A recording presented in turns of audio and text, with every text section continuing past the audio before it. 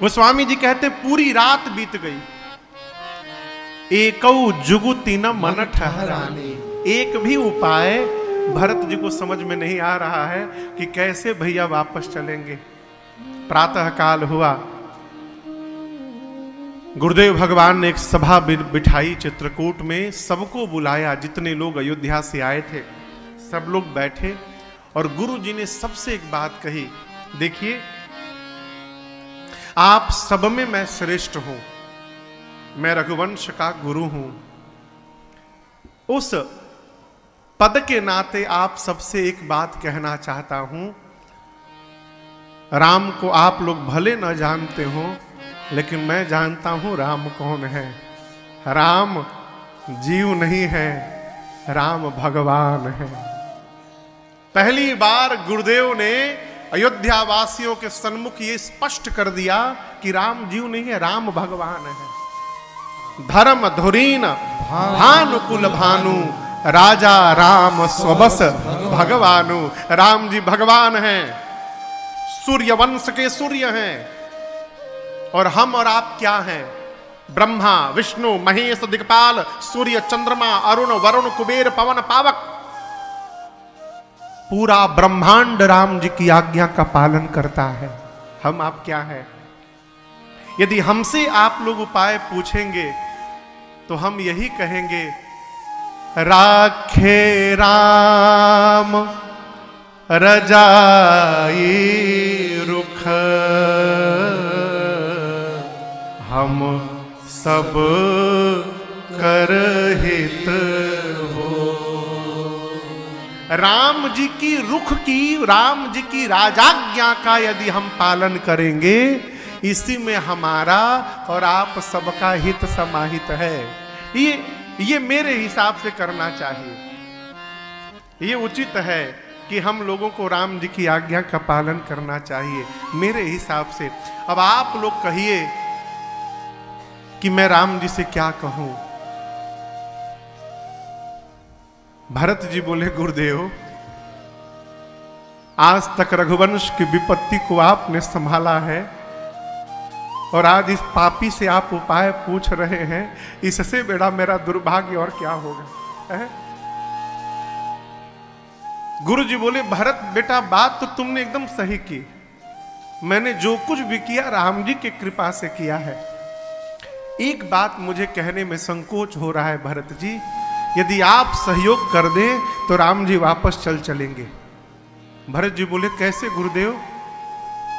गुरु जी बोले, भरत बुद्धिमान उसी को कहते हैं बेटा, जो देखे सर्वस्व समाप्त हो रहा हो तो आधे में संतोष कर ले। पूरा बचाने जाएगा तो जो आधा बच रहा था वो भी डूब जाएगा। अरध तजहि बुध सरवस जाता। भरत जी बोले, मैं आपकी बात समझा नहीं गुरु जी। गुरुदेव ने कहा कि एक उपाय है राम को वापस ले जाने का।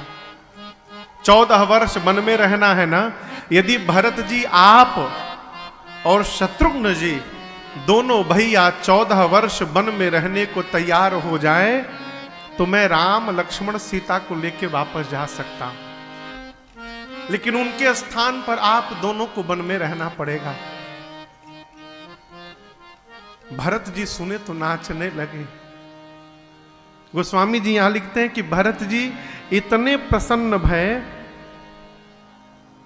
कि ऐसा लगा मानो कि मरे हुए महाराज दशरथ वापस जीवित हो गए हो। भरत जी बोले, गुरुदेव यदि मेरे वन में जाने से भैया वापस चले जाएंगे तो मैं एक बात कह देना चाहता हूं गुरुजी, मैं 14 साल के लिए वन नहीं जाऊंगा। गुरुजी बोले, फिर? भरत जी बोले, गुरुदेव मैं जीवन भर वन में रह जाऊंगा, मैं अयोध्या की ओर लौट कर देखूंगा भी नहीं, मैं आऊंगा ही नहीं अयोध्या। गुरुजी हम दोनों भाई शत्रुघ्न और मैं, हम जीवन भर वन में रह जाएंगे, यही समाप्त हो जाएंगे। यदि इस अधम के वन में रहने से रघुनाथ जी वापस चले जाए तो मैं यहीं से दौड़ जाता हूं वन में, आप मेरे प्रभु को लेकर वापस चले जाइए। भरत जी के इस वाक्य की, इस उत्तर की कल्पना भी नहीं थी किसी को, कोई इस बात को सोच भी नहीं सकता है कि एक भाई अपने भाई के लिए जीवन भर वन में रहने को तैयार हो जाएगा। गुरुदेव की मति हेरा गई, बिना कुछ कहे सबको लेकर पहुंचे राम जी के पास। राम जी ने स्वागत किया, स्थान दिया है। गुरु जी बोले, राम एक बात बोलूं, जुआड़ी केवल अपने दाव के बारे में सोचता है,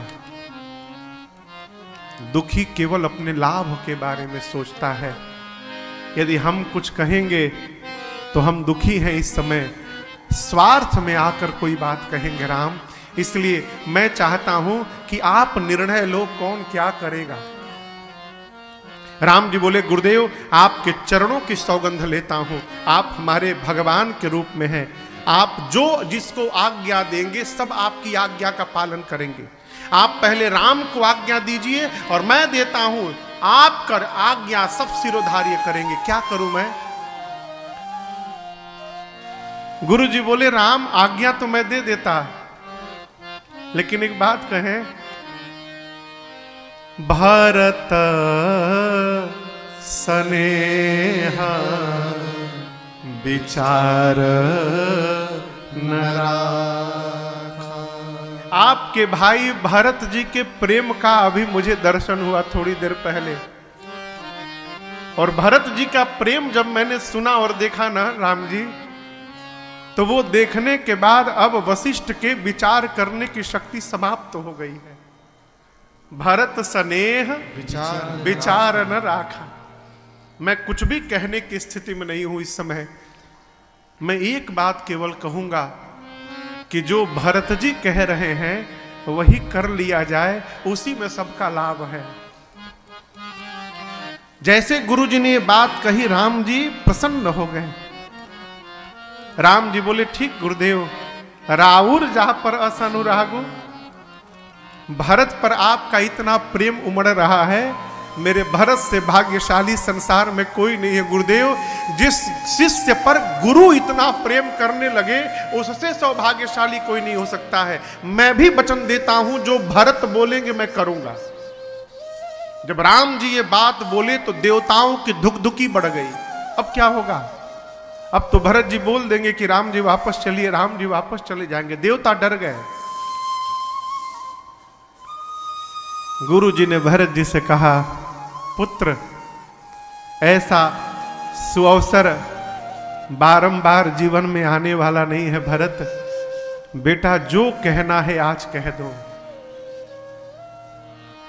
भरत जी खड़े भय है।